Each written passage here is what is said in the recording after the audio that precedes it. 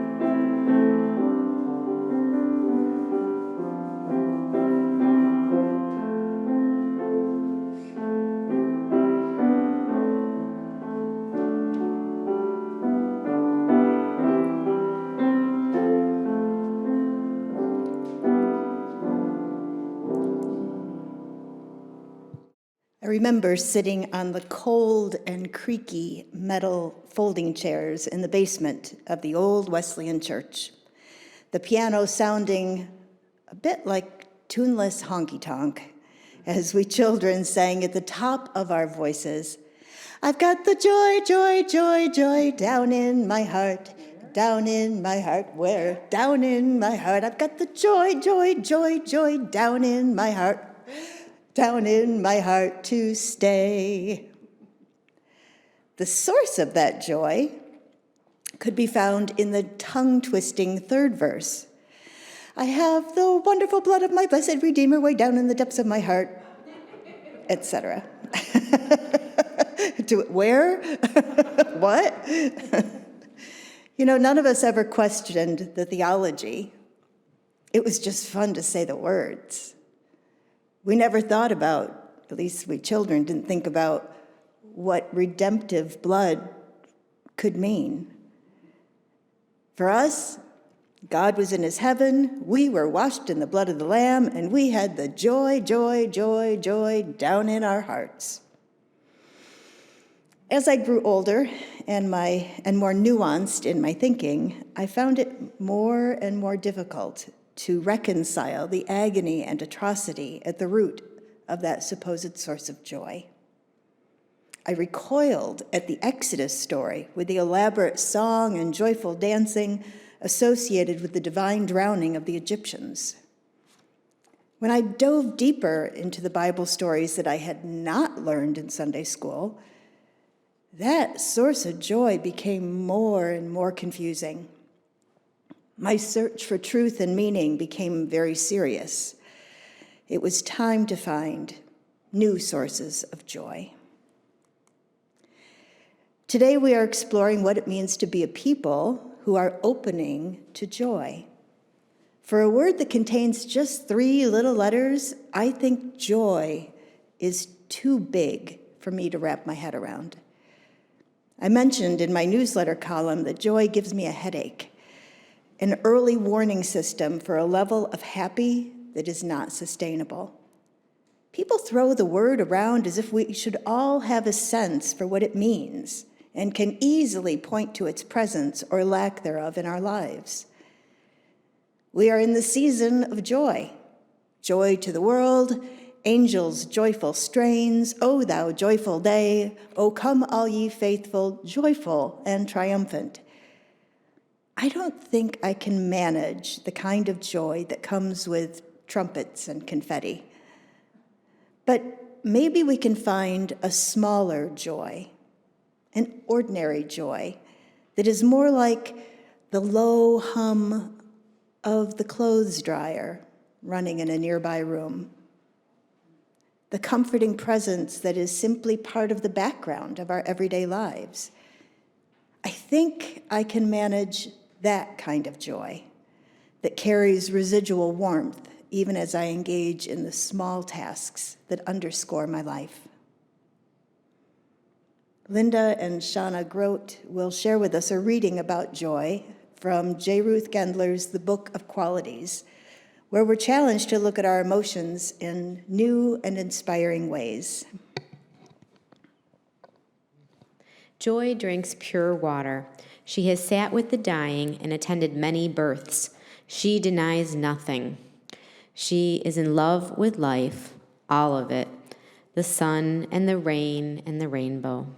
She rides horses at Half Moon Bay under the October moon. She climbs mountains. She sings in the hills. She jumps from the hot spring to the cold spring without hesitation. Although joy is spontaneous, she is immensely impatient. She does not need to rush.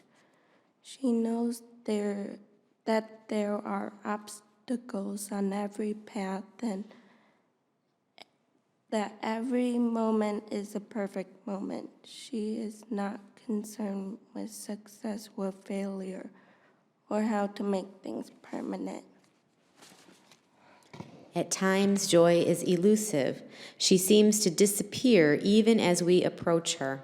I see her standing on a ridge, covered with oak trees, and suddenly the distance between us feels enormous. I am overwhelmed and wonder if the effort to reach her is worth it. Yet she waits for us. Her desire to walk with us is as great as our longing to accompany her.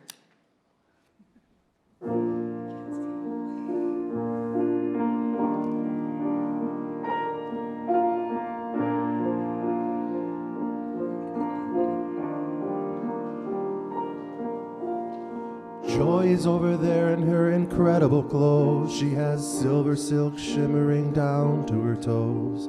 I was doing the best that I can, I suppose. But that little girl dancer eventually grows. She grows. She grows.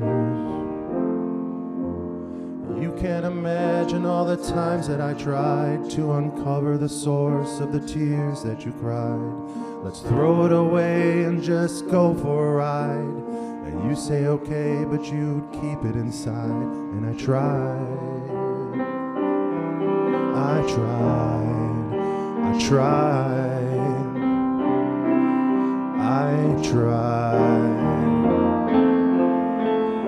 We want you to be happy. Don't live inside the gloom. We want you to be happy. Come step outside your room. We want you to be happy, 'cause this is your song too.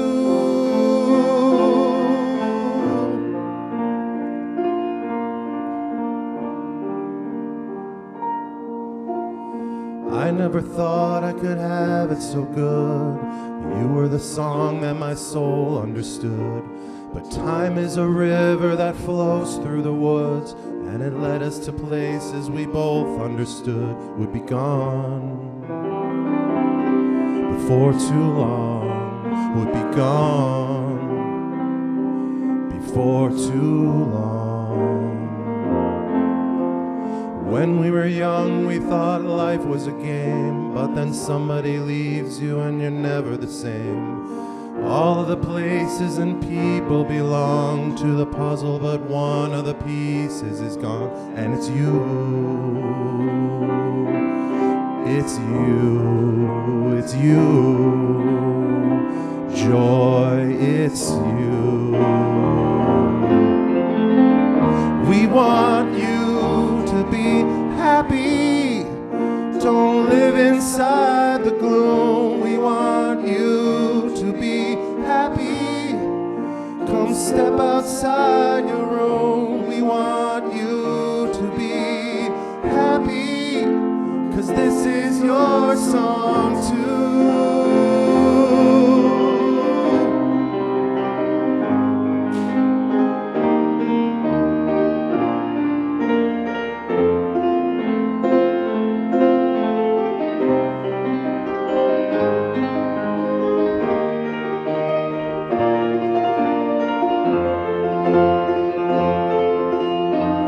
In time we'll weather this storm. Inside together you'll see the change. When the sun shines through,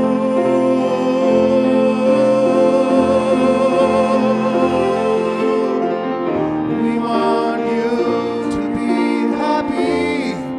Don't live inside the gloom. We want you to be happy. Come step outside your room. We want you to be happy, 'cause this is your song too.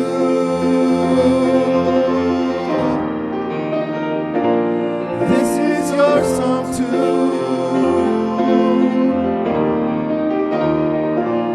This is your song too. This is your song too. This is your song too.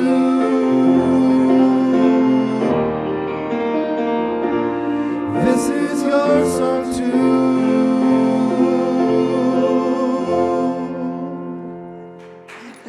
Go ahead, you know you want to.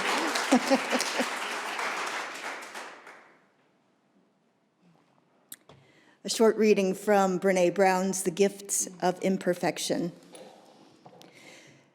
Twinkle lights are the perfect metaphor for joy. Joy is not a constant. It comes to us in moments, often ordinary moments. Sometimes we miss out on the bursts of joy because we're too busy chasing down extraordinary moments. Other times we're so afraid of the dark that we don't dare let ourselves enjoy the light. A joyful life is not a floodlight of joy. That would eventually become unbearable.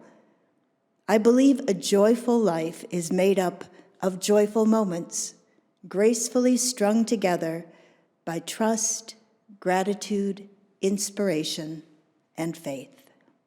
Last week, Petra joined us from Fruition Seeds, and she asked a question about gifts. How is the way, something like that, how do you receive, what is the best gift you've ever received? What's the best gift you've ever given? And this was an unexpected gift from a customer of mine a long time ago. And to me, that's one of the best gifts. And I think joy comes to us that way too. And this story is about opening to joy. Dear Uncle Jim, Grandma told us after supper that you want me to come to the city and live with you until things get better. Did she tell you that Papa has been out of work for a long time and no one asks Mama to make dresses anymore? We all cried, even Papa. But then Mama made us laugh with her stories about your chasing her up trees when you were both little. Did you really do that? I'm small but strong, and I'll help you all I can. However, Grandma said to finish my schoolwork before doing anything else. Your niece, Lydia Grace Finch. September 3rd, 1935. Dear Uncle Jim, I'm mailing this from the train station. I forgot to tell you in the last letter 3 important things that I'm too shy to say to your face. Number 1, I know a lot about gardening, but nothing about baking. Number 2, I'm anxious to learn to bake, but is there any place to plant seeds? 3, I like to be called Lydia Grace, just like Grandma. Your niece, Lydia Grace Finch. September 4th, 1935, on the train. Dear Mama, I feel so pretty in your dress that you made over for me. I hope you don't miss it too much. Dear Papa, I haven't forgotten what you said about recognizing Uncle Jim. Just look for Mama's face with a big nose and mustache. I promise not to tell him. Does he have a sense of humor? Love to all, Lydia Grace. September 5th, 1935. Dear Mama, Papa, and Grandma, I am so excited. There's window boxes here. They look as if they've been waiting for me. So now we'll both wait for spring. And Grandma, the sun shines down on the corner where I'll live and work. Love to all, Lydia Grace. P.S. Uncle Jim doesn't smile. December 25th, 1935. Dear Mama, Papa, and Grandma, I adore the seed catalogs you sent for Christmas. And Grandma, thank you for all the bulbs. I hope you received my drawings. I wrote a long poem for Uncle Jim. He didn't smile, but I think he liked it. He read it aloud, then put it in his shirt pocket and patted it. Love to all, Lydia Grace. February 12th, 1936. Dearest Grandma, thank you again for those bulbs you sent at Christmas. You should see them now. I really like Ed and Emma Beach, Uncle Jim's friends who work here. When I first arrived, Emma told me she'd show me how to knead bread if I would teach her the Latin names of all the flowers I know. Now, just half a year later, I'm kneading bread, and she's speaking Latin. More good news. We have a store cat named Otis, who at this very moment is sleeping at the foot of my bed. Love to all, Lydia Grace. P.S. Uncle Jim isn't smiling yet, but I'm hoping for a smile soon. March 5th, 1936. Dear Mama, Papa, and Grandma, I've discovered a secret place. You can't imagine how wonderful it is. No one else knows about it but Otis. I have great plans. Thank you for all the letters. I'll try to write more, but I'm really busy planting your seeds in cracked teacups and bent cake pans. And Grandma, you should smell the good dirt I'm bringing home from the vacant lot down the street. Love to all, Lydia Grace. April 27th, 1936. Dearest Grandma, all the seeds and roots are sprouting. I can hear you saying April showers bring May flowers. Emma and I are sprucing up the bakery, and I'm playing a great trick on Uncle Jim. He sees me reading my mail, planting seeds in the window boxes, going to school, doing my homework, sweeping the floor, but he never sees me working in the secret place. Love to all, Lydia Grace. P.S. I'm planning on a big smile from Uncle Jim in the near future. May 27th, 1936. Dear Mama, Papa, and Grandma, you should have heard Emma laugh today when I opened your letter and dirt fell out onto the sidewalk. Thank you for all the baby plants. They survived the trip in the big envelope. More about Emma. She's helping me in the secret place. Hooray! Love to all, Lydia Grace. P.S. I saw Uncle Jim almost smile today. The store was full, well, almost full, of customers. June 27th, 1936.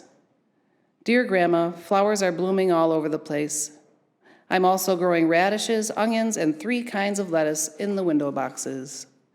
Some neighbors have even brought containers for me to fill with flowers, and a few customers even gave me plants from their gardens this spring. They don't call me Lydia Grace anymore. They call me the gardener. Love to all, Lydia Grace. P.S. I'm sure Uncle Jim will smile soon. I'm almost ready to show him the secret place. July 4th, 1936. Dear Mama, Papa, and Grandma, I'm bursting with happiness. The entire city seems so beautiful, especially this morning. The secret place is ready for Uncle Jim. At noon, the store will close for the holiday, and then we'll bring him up to the roof. I've tried to remember everything you have ever taught me about beauty. Love to all, Lydia Grace. I can already imagine Uncle Jim's smile. July 11th, 1936. Dear Mama, Papa, and Grandma, my heart is pounding so hard, I'm sure the customers can hear it downstairs. At lunch today, Uncle Jim put the closed sign on the door and told Ed and Emma and me to go upstairs and wait. He appeared with the most amazing cake I've ever seen, covered in flowers. I truly believe that cake equals 1,000 smiles. And then he took your letter out of his pocket with the news of Papa's job. I'm coming home. Love to all and see you soon. Lydia Grace. P.S. Grandma, I've given all my plants to Emma, and I can't wait to help you in your garden again. We gardeners never retire. Creating beauty, lightening another's burdens, weaving a tapestry of love and care, all of these bring joy to the world. These pathways to joy are like glitter. Have you ever worked with glitter? I've seen a Facebook post that goes something like, there are 4 children working on crafts. One of the children is using glitter. How many projects have glitter on them? Of course, the answer is all of them. Glitter simply cannot be contained, and it is persistent. You can wipe and vacuum, and you will still find glitter weeks later. So here's a little something for the etymologists among us. The etymology of the word enjoy is to give or make joy. In Old French, en joie is to give joy. This is a creative challenge to our usual understanding of joy as something we receive, not create. In the story, Lydia Grace created joy. She employed the glitter bomb of creating beauty, lightening another's burdens, and weaving a tapestry of love and care. Giving and making joy for others increased her own sense of joy and belonging. That's not just the stuff of storybooks. It's an abiding theological truth. The love and joy we give to others is returned to us tenfold. We just need to give ourselves to love.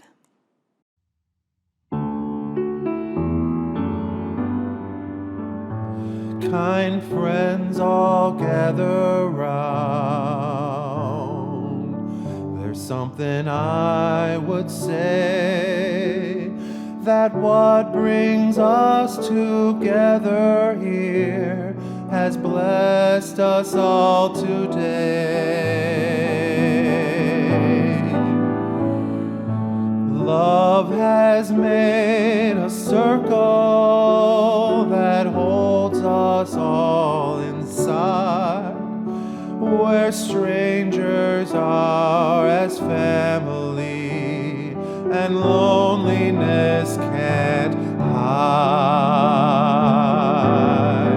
You must give yourself to love if love is what you're after. Open up your heart to the tears and laughter, and give yourself to love. Give yourself to love. I've walked these mountains in the rain. I've learned to love the wind. I've been up before the sunrise to watch the day begin.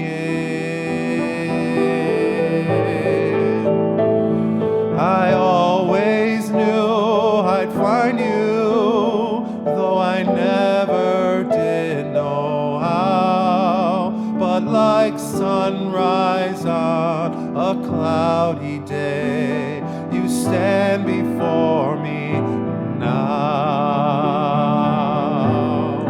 You must give yourself to love if love is what you're after. Open up your heart to the tears and laughter, and give yourself to love. Give yourself to love.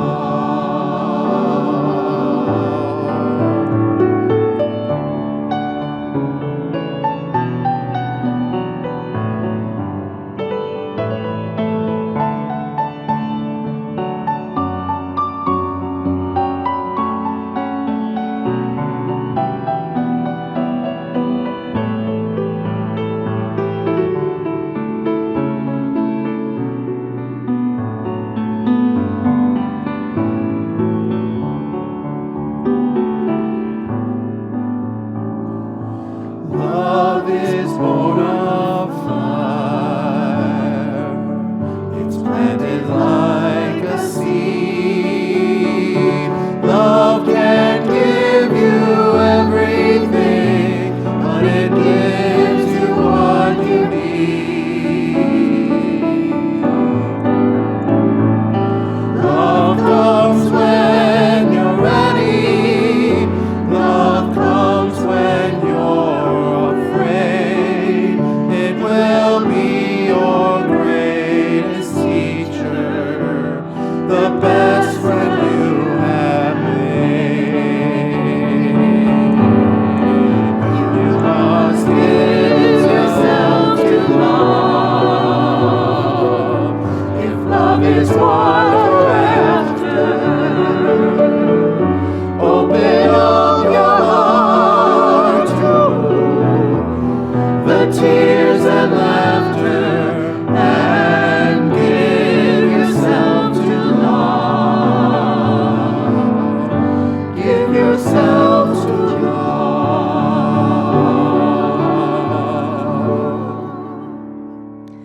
Let's pause for a time of quiet reflection, to listen for that still small voice, however you name that. We'll just have a time of quiet, and then I'll offer a prayer. Spirit of community, of life and love, in which we share and find strength and common purpose, we turn our minds and hearts toward one another, seeking to bring into our circle of concern all who need our love and support. Those who are ill, those who are in pain, either in body or in spirit, those who are lonely or grieving, those who have been wronged. Today we lift up Suzanne Christ.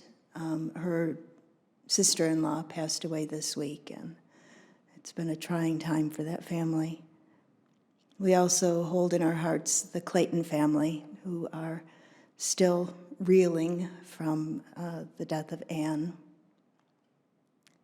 We think of all those getting ready to travel for holidays, whether welcoming people here or some of our folks might be traveling away, just holding all those folks in your hearts. And as always, lifting up Don and Sue Sherman as they continue to find strength in this congregation. Holding in your heart the names of those needing love and support, I invite you to come forward and place a stone or shell on the table labyrinth in honor of the joys, concerns, and sorrows that you carry today.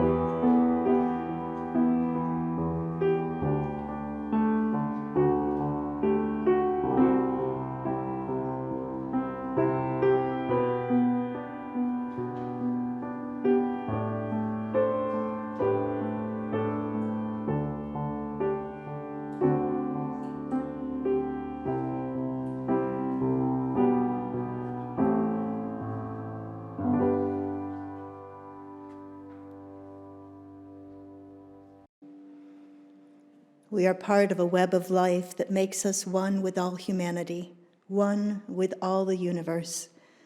We are grateful for the miracle of consciousness that we share, the consciousness that gives us the power to remember, to love, to care. Amen, Ashe, and blessed be. Witnessing the Miracle by Andrea Mason. In this time of waiting, sitting quietly as the skies darken and the days grow shorter, when all is outwardly tranquil, while readiness builds and grows within, we sit quietly, waiting, dreaming a dream and hoping for a miracle. And if the soldiers come to disturb the dream, breaking the tranquility, we will rise up against them, taking back our dreams, and the oil, only enough for one night, will burn for 8, and we will be witnesses to the mystery of a miracle. And if the authorities call us for counting, demanding our attendance, but there is no place for us to lie down and rest, we will find fresh straw and gentle animals to create a bedchamber, and we will be witnesses to the mystery of a miracle. And if the ones who believe that only they have the truth come to tell us that we may no longer celebrate the wisdom of the ancients, we will cast a circle so we can dance. The moon will rise, shining her face upon us, and we will be witnesses to the mystery of a miracle. So we will sit quietly as the skies darken, waiting, filled with anticipation, dreaming a dream, hoping for a miracle.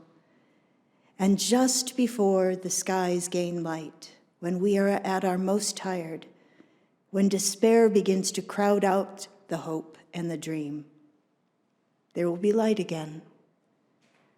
Then all the waiting and all the hoping and all the dreaming will give way to joy.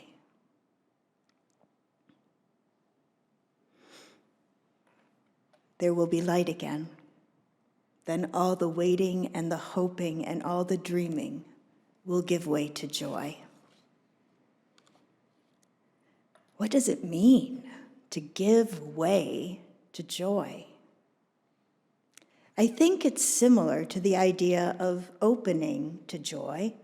Joy is already present, perhaps just on the other side of a door or around the next bend in the path.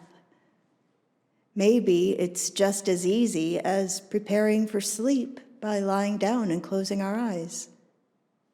Actually, I think sleep is a good analogy. We prepare ourselves and open ourselves to sleep. Sometimes sleep eludes us, but eventually the conditions will be right and we will tumble into slumber. I think joy works that way too. Being open to joy begins with creating the conditions where joy can appear. It begins not with buying a bunch of stuff, but by finding small ways to fill your own cup.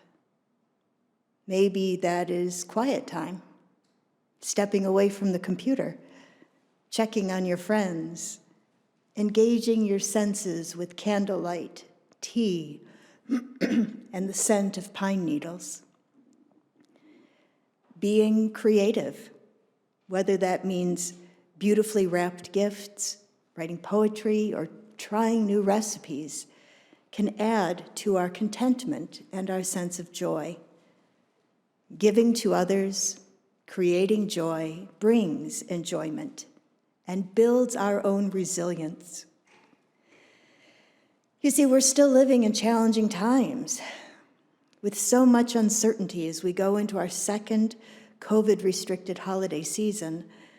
We need ways to tap into resilience, hope, and joy.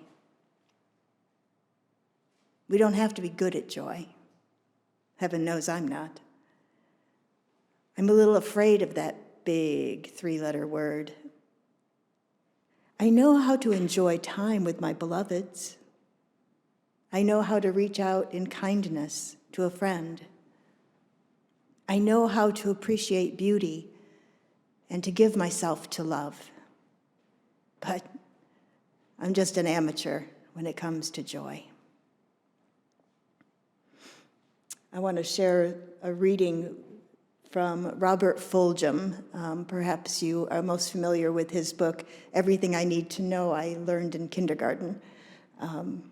Unitarian minister, and this is from his book of essays, What on Earth Have I Done? The winter of '03. I remember. The Rockettes came to town at Christmastide, a roadshow version of New York's Radio City Music Hall Spectacular, featuring the long-legged lovelies who dance in unison, kick high, and strut around to big band music. The hot ticket for Christmas, You just gotta go. Spectacular is the operative word. And even more extravaganza was available that winter. A big samurai movie, and a big sailing ship battle movie, and another big round of The Lord of the Rings, and the big college football games, and the big TV super special phantasmagorias. All spectacular, all big, big, big. But somehow, hyperstimulation was not what I wanted for Christmas. Some low-key joy would do. Amateur joy. I remembered a conversation I had with a Greek friend in a small village on the island of Crete. I asked why the Greeks minimalize the celebration of Christmas but go all out for Easter. He explained that December 25th was just a birthday. Everybody has a birthday. Easter, on the other hand, celebrates a resurrection from the dead. That's amazing. That's spectacular. That's big. Besides, by the end of December, the Cretans have survived the stress of the tourist season, the exhaustion of the olive and orange harvest, and the first storms of winter. Nobody is up for roasting lambs outdoors in the windy rain and dancing around in circles in the village square. A quiet church service, a walk home in the silent night, soup and bread, some old songs with the family around a fire, and bed. That's it. The work of amateurs. And that would explain why on a Saturday night in December, when I could have seen the Rockettes or gone to the symphony or watched explosions on a big screen, I was somewhere else. In a small Lutheran church in my neighborhood, listening to a choir of dedicated amateurs sing their hearts out. At the intermission, there were home-baked cookies provided by the ladies of the church, and I bought a raffle ticket on a handmade Christmas quilt. The proceeds would be given to the needy in the neighborhood. Then we returned to the sanctuary to hear a reading of Dylan Thomas's account of A Child's Christmas in Wales. Finally, the audience joined the choir in singing carols, ending with Silent Night, off-key but sincere. Unspectacular. No glitz, no glamour, no extravaganza, no big deal.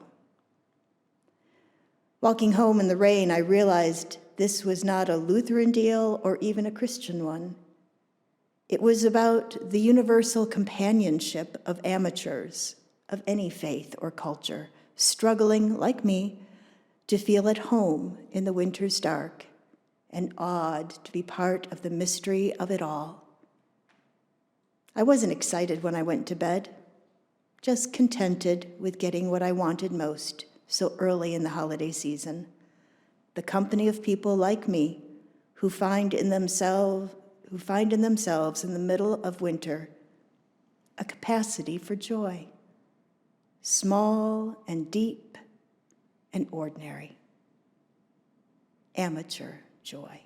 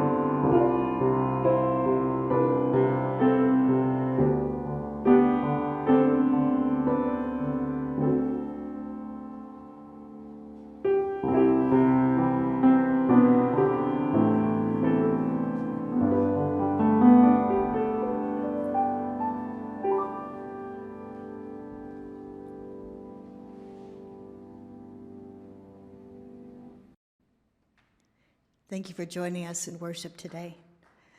I hope that you've been inspired and uplifted by sharing this time together.